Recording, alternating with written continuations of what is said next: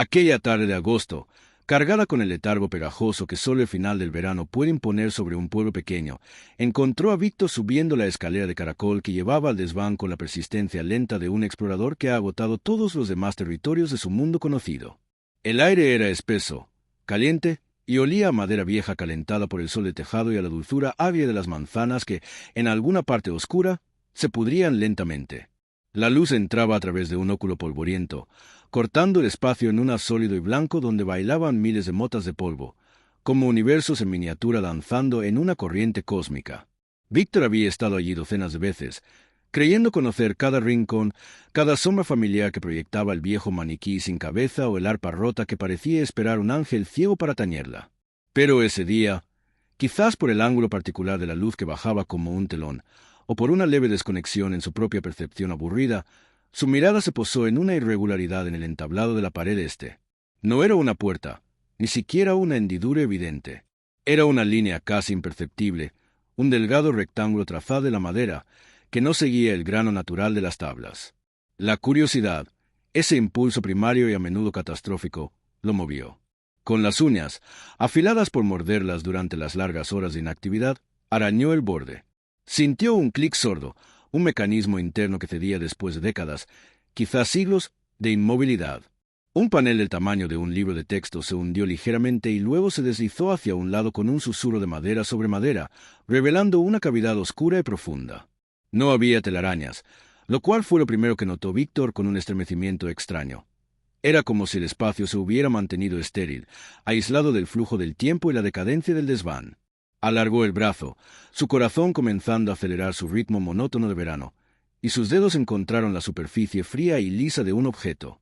Lo sacó, lentamente, hacia la luz del óculo. Era una caja, pero llamarla caja era como llamar océano a un charco. Tallada en un material negro que no era ébano, ni ónix, ni ningún tipo de madera o piedra que él pudiera reconocer, absorbía la luz en lugar de reflejarla. Sus proporciones eran desconcertantemente perfectas, y al sostenerla, Víctor tuvo la sensación inmediata e inexplicable de que el objeto no tenía peso, o más bien, que su peso cambiaba constantemente, fluctuando entre la ligereza de una pluma y la densidad de un bloque de plomo. En su centro, una cerradura circular de un metal pálido y brillante, como plata alemana, no tenía ranura para llave. En su superficie, grabados con una precisión que habría requerido herramientas de joyero, había una serie de símbolos. No eran letras, ni números arábigos o romanos. Eran formas geométricas puras.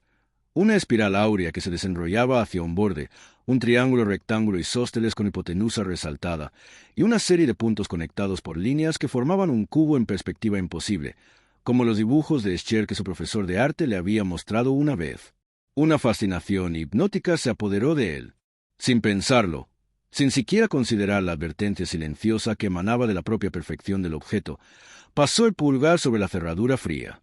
Con un sonido que fue menos un sonido y más una vibración que sintió en los molares y en el hueso del pecho, un trum sordo y profundo, la tapa de la caja se abrió unos milímetros, no hacia arriba, sino deslizándose en sus cuatro lados hacia el centro, como una flor mecánica de pétalos negros que se retrae. El interior estaba forrado de un terciopelo de un azul tan profundo que parecía vacío entre las estrellas. Y sobre ese vacío, anidadas en huecos moldeados a su medida, había 7 esferas de cristal, pero su transparencia era engañosa. En el corazón de cada esfera, suspendida en un fluido viscoso y plateado que parecía mercurio pero se movía con vida propia, latía una figura geométrica. Una contenía un tetraedro que rotaba sobre sus ejes, sus aristas brillando con una luz interna blanca. Otra, una espiral logarítmica que se expandía y contraía al ritmo de una respiración lenta.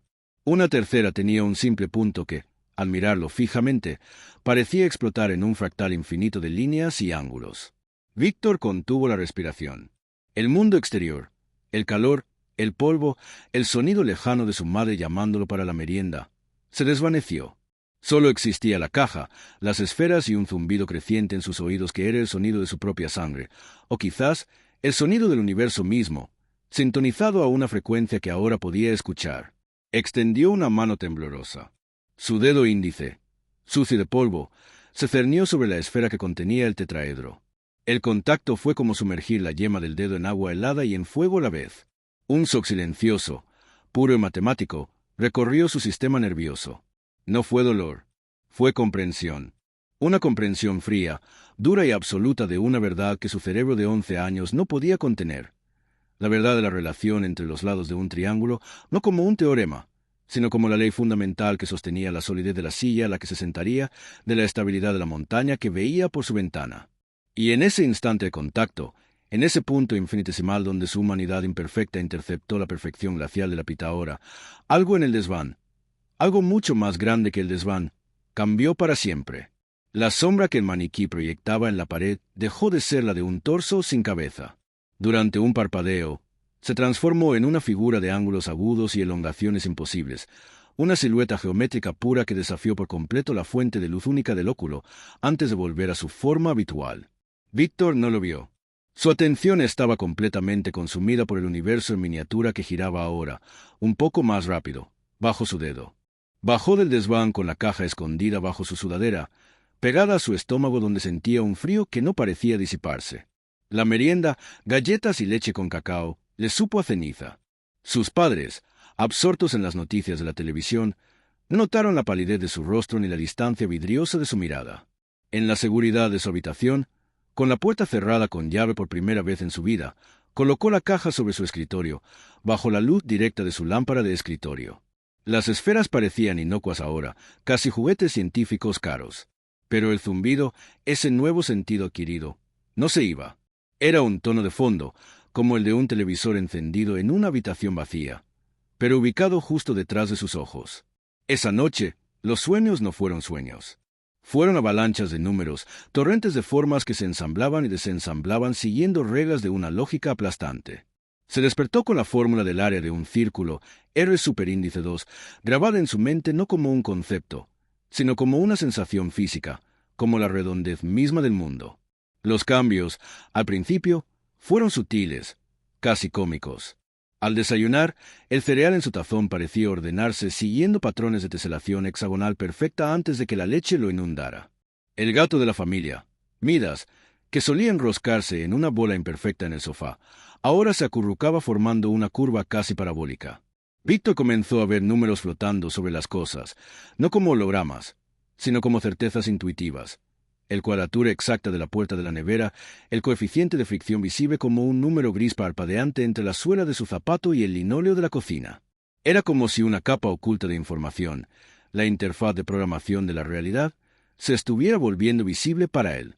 Pero la realidad, acostumbrada a su propia estabilidad, comenzó a rechazar esta intrusión. El efecto dominó empezó en los objetos inanimados más simples. Su reloj de pared digital, un aparato barato con números rojos, comenzó a mostrar secuencias imposibles, 25, 67, 14, 89. Luego, las manecillas de su reloj de pulsera analógico, el que le regaló su abuelo, empezaron a moverse en saltos bruscos de 37 grados exactos, en lugar de la suave transición de segundo a segundo. Una tarde, dibujando en su cuaderno, trazó un cuadrado perfecto sin regla. Pero cuando intentó dibujar un círculo a su lado, la línea se negó a cerrarse. El lápiz, por su propia voluntad, trazó una sucesión de segmentos de recta infinitesimales, un polígono de infinitos lados que se aproximaba al círculo pero nunca lo alcanzaba, un concepto de cálculo que ni siquiera conocía, desplegado en papel de cuadrícula. El cuaderno se calentó, y el olor a ozono, a tormenta eléctrica, llenó la habitación.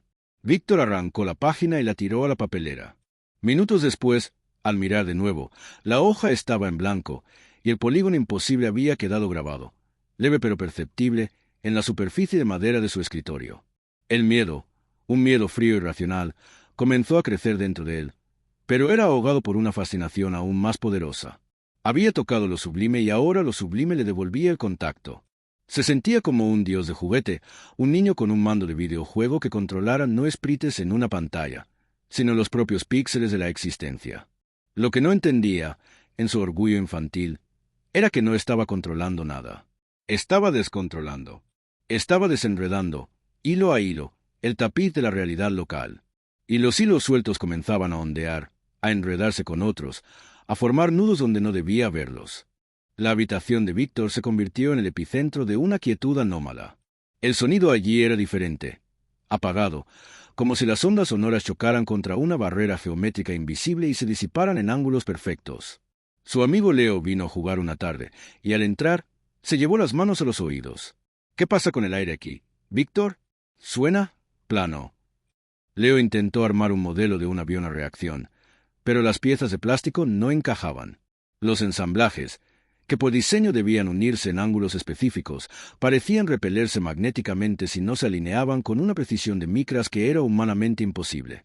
Frustrado, Leo se fue antes de lo habitual, sintiendo un dolor de cabeza sordo y la vaga impresión de que las paredes de la habitación de Víctor no eran completamente paralelas. La anomalía se propagaba. En la escuela, a la que Víctor regresó con reluctancia en septiembre, los efectos se volvieron más sociales, más insidiosos. Durante una clase de matemáticas, la profesora, la señora Dalton, escribió en la pizarra una ecuación simple de álgebra. Víctor, distraído, miró el símbolo de igual, emoticono cara sonriente, y, por un impulso incontrolable, pensó en la idea de desigualdad aproximada. El yeso de la pizarra, justo donde estaba el símbolo, crujió y se agrietó formando una figura que era vagamente similar a un signo de igual, pero con las líneas ligeramente onduladas y asimétricas. La profesora se sorprendió, pero lo atribuyó a la humedad.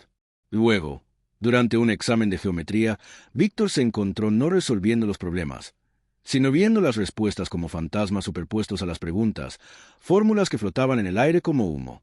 Escribió, en un trance, no solo la solución, sino una demostración alternativa que utilizaba principios topológicos avanzados.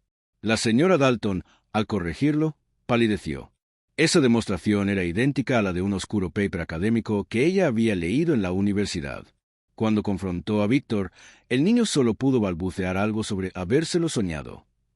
Pero el incidente más alarmante ocurrió en el laboratorio de ciencias. Había un modelo físico del sistema solar, con esferas que giraban alrededor de un sol central con un motor eléctrico. Víctor pasó cerca, y la esfera que representaba a Marte, sin motivo aparente, salió de su órbita circular y comenzó a trazar una elipse perfecta, pero de una excentricidad tan pronunciada que la llevaba a chocar contra la órbita de Júpiter en el modelo. El motor gemía, sobrecargado, hasta que un profesor apagó el aparato. Estas coincidencias geométricas comenzaron a acumularse en la vida del pueblo. Un agricultor encontró uno de sus campos de trigo aplanado en un perfecto círculo de cultivo, pero los tallos no estaban doblados, sino cortados en una sección transversal molecularmente lisa, como si un gigantesco cortador de galletas cósmico hubiera descendido. Los pájaros, en ciertas zonas del parque, comenzaron a volar en formaciones que reproducían fractales en el cielo, girando en sincronía imposible antes de dispersarse, desorientados.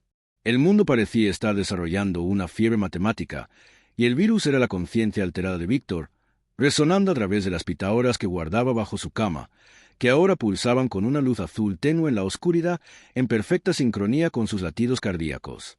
Fue la abuela Elvira quien notó el cambio primero. No los incidentes extraños, sino el cambio en el nieto. Víctor ya no miraba las cosas, las medía. Sus ojos se movían siguiendo líneas, calculando ángulos. Hablaba menos, y cuando lo hacía, su lenguaje se volvía extrañamente preciso, desprovisto de metáforas, como si intentara describir el mundo en un lenguaje de programación. Preocupada, recordó una conversación con su propio padre, ya fallecido, un hombre excéntrico que había sido profesor de matemáticas y hablaba de las simientes de la realidad con un temor reverencial. Él le había mencionado, una vez, una caja de proporciones que había llegado a la familia desde un antepasado que había sido monje y alquimista en el siglo XVII. Si alguna vez aparece, Elvira le había dicho con una seriedad que la había helado de niña, no debe ser abierta. Llama al observador. Nunca supo qué quería decir con el observador, hasta que, rebuscando en los viejos papeles de su padre, encontró una tarjeta de visita, amarillenta y frágil. No tenía nombre, solo una dirección en la ciudad, un número de teléfono y un símbolo grabado, una espiral dentro de un triángulo equilátero. Con manos temblorosas, marcó el número. Una voz neutra, sin edad, contestó al primer tono. Sí. Ella balbuceó sobre la caja, sobre Víctor, sobre las formas imposibles en el escritorio. Hubo un silencio largo. Luego, la voz dijo, se ha establecido una interfaz táctil no autorizada. Un desestabilizador de primer orden está activo. Nosotros intervenimos. Espere. Colgaron. 2 días después, un hombre llegó a la puerta de la casa de la abuela. No era alto ni bajo, no era viejo ni joven. Vestía un traje gris de un corte impecable pero anodino, y sus ojos eran del color de la pizarra húmeda. No dio un nombre. Se presentó simplemente como ajustador. Su presencia era como un agujero de gusano de normalidad. Donde él estaba, las anomalías se calmaban. El zumbido en los oídos de Víctor se desvaneció cuando el hombre entró en la habitación. El ajustador miró a Víctor, luego a la caja bajo la cama, que ahora emitía un zumbido audible. «Has tocado las pitaoras, Víctor», dijo, y su voz no era acusadora, sino llena de una pena infinita, como un médico dando un diagnóstico terminal. No por maldad, sino por curiosidad. El primer error de la inteligencia. Pero la ignorancia no mitiga el daño. Has aplicado presión a los fundamentos de este sector local de realidad. Están cediendo. El ajustador, con el permiso atónito de la abuela Elvira, se sentó con Víctor en la cocina. No le habló como a un niño, sino como a un responsable de un desastre. Sacó un trozo de tela elástica, una licra negra, y la estiró sobre la mesa. «Esto es el espacio-tiempo, la ilusión de continuidad», dijo.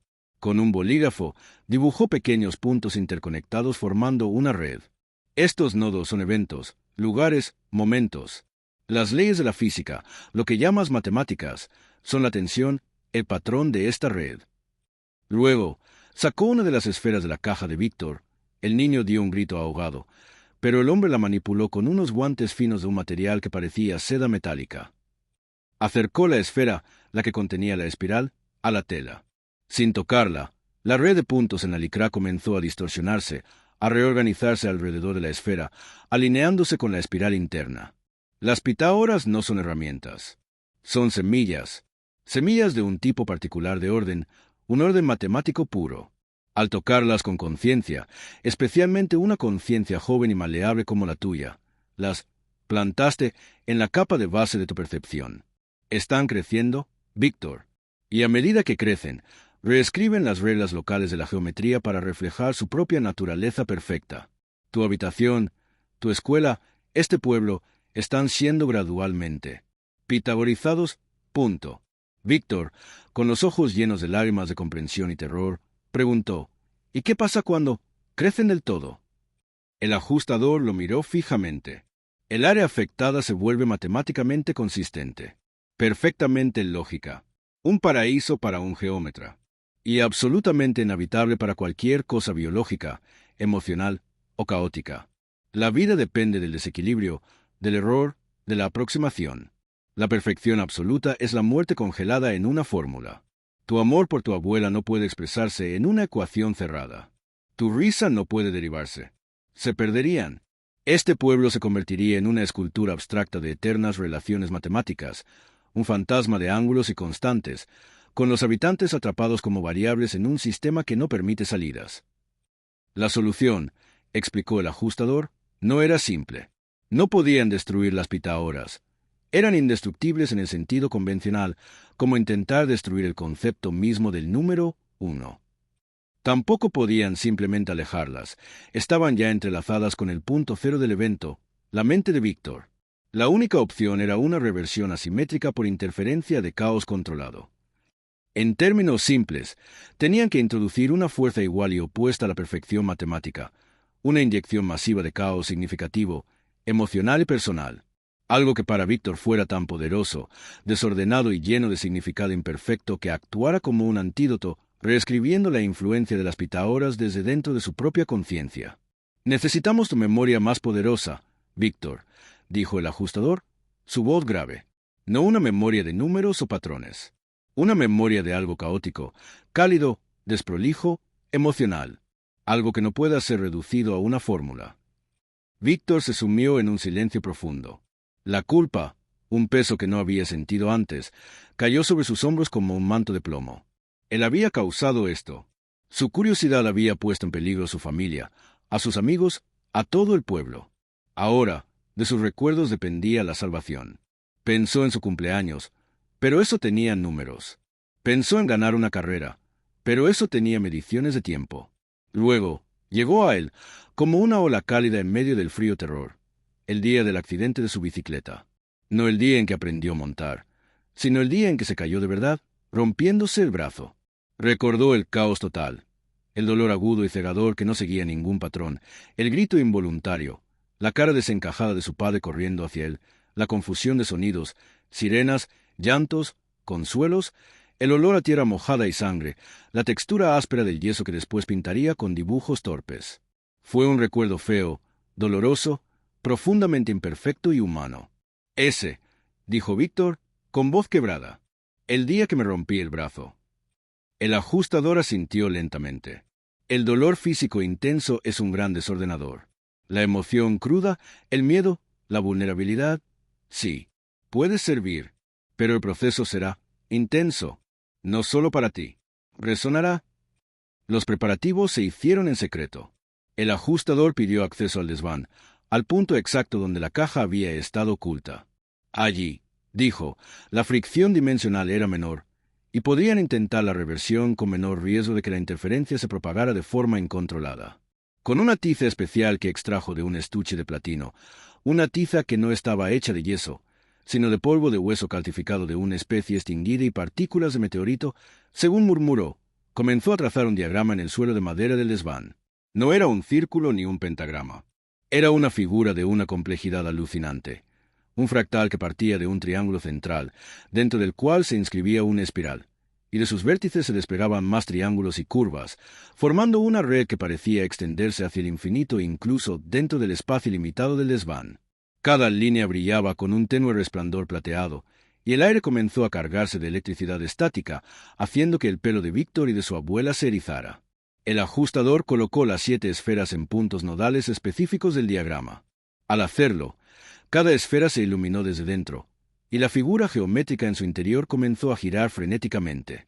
El zumbido que Víctor había interiorizado volvió, pero esta vez era ensordecedor, un coro de frecuencias puras que vibraban en cada hueso. «Debes pararte en el centro, Víctor», instruyó el ajustador, su voz cortando el zumbido como un cuchillo afilado. «Y debes hacer algo muy difícil. No debes recordar el evento. Debes revivirlo. Debes sumergirte en él completamente. Deja que el caos de ese momento te inunde. No luches contra él. Invítalo. El caos es el anticuerpo. La imperfección es la cura». Víctor, temblando, dio un paso al centro del diagrama.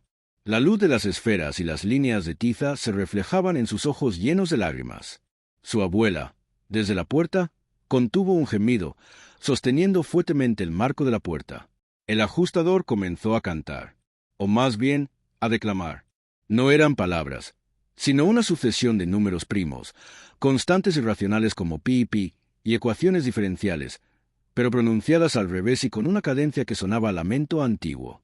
El desván pareció expandirse, las paredes retrocediendo hacia una oscuridad estrellada, mientras el diagrama en el suelo brillaba como una galaxia en miniatura a sus pies.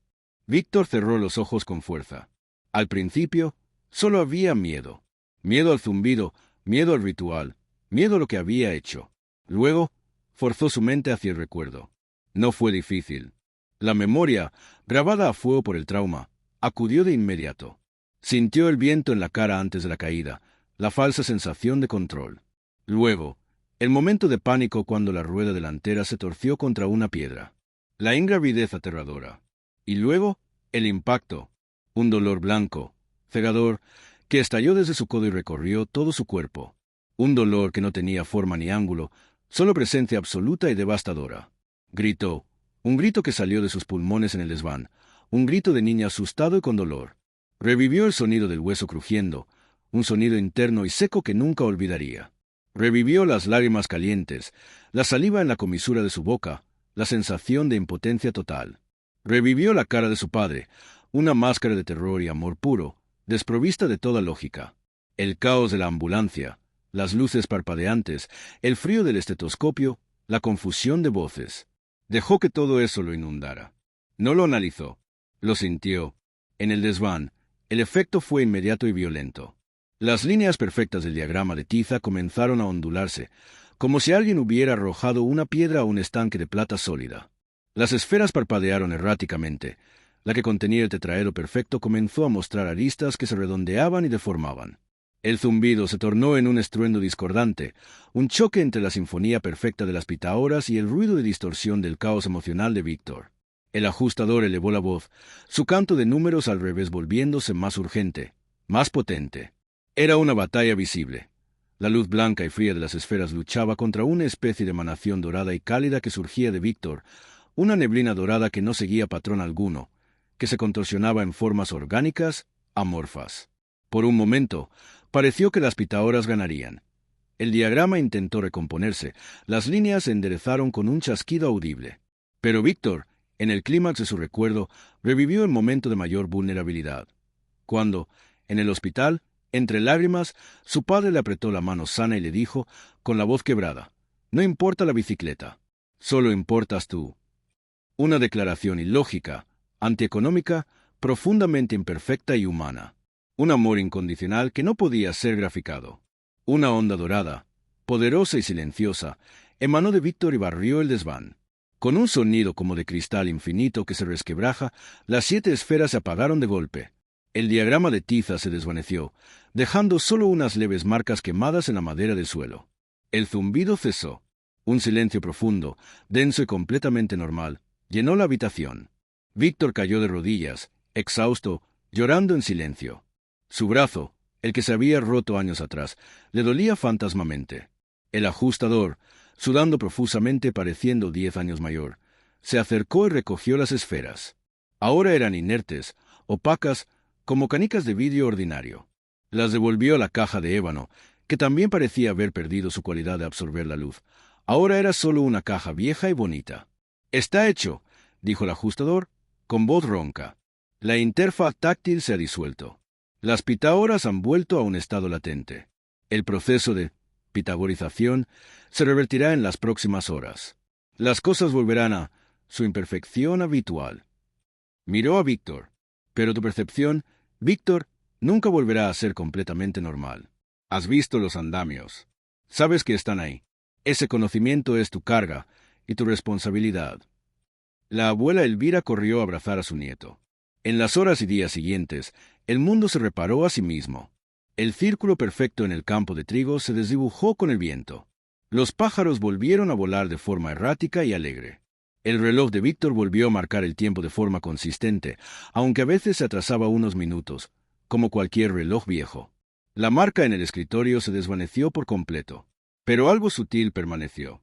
Víctor ya no veía las matemáticas, pero las sentía. Podía intuir la geometría de un espacio, la probabilidad de que algo sucediera. Aprendió a jugar al ajedrez con una estrategia asombrosa. Resolvía problemas de física intuitivamente. Pero, más importante, aprendió a valorar el desorden, el risa descontrolada de un amigo, el patrón irregular de las nubes, la melodía imperfecta de un pájaro cantando. La perfección le parecía fría y muerta. La caja fue sellada de nuevo en su nicho, con una nueva capa de ladrillos y argamasa, y sobre ella, Víctor pintó un símbolo, un triángulo torcido, con una línea quebrada en su interior. Una advertencia para cualquier futuro curioso. Pasaron los años. Víctor creció, se convirtió en un hombre. No fue matemático ni físico, sino escultor. Trabajaba con arcilla y piedra, creando formas que celebraban la imperfección, la asimetría, la huella de la mano humana. Sus obras eran famosas por transmitir una emoción profunda, un caos significativo.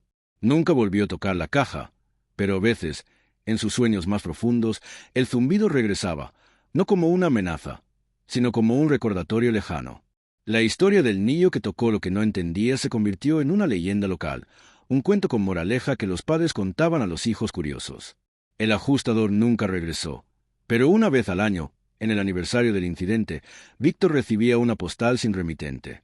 Siempre la misma imagen, una fotografía en blanco y negro de un nudo deshecho, y en el reverso, una sola palabra escrita con letra pulcra: vigila. Víctor aprendió que el universo es un equilibrio precario entre el orden necesario y el caos vital, que hay conocimientos que son puertas y no todas las puertas deben ser abiertas, y que a veces la sabiduría más grande no consiste en comprender todo, sino en saber que es mejor dejar intacto, inexplorado, venerado desde la distancia. La curiosidad es la llama del progreso, pero también puede ser la chispa de la aniquilación. Y en el desván de cada mundo, en el corazón de cada realidad, quizás duerme una caja de Pitágoras, esperando un niño con dedos inquietos y una pregunta en los ojos. La historia de Víctor es un faro, una advertencia titilante en la oscuridad de lo desconocido. Algunos misterios no están hechos para ser resueltos con las manos, sino contemplados con humildad, porque tocar lo que no se entiende no te hace dueño de ello. Te convierte, para siempre, en parte de su ecuación.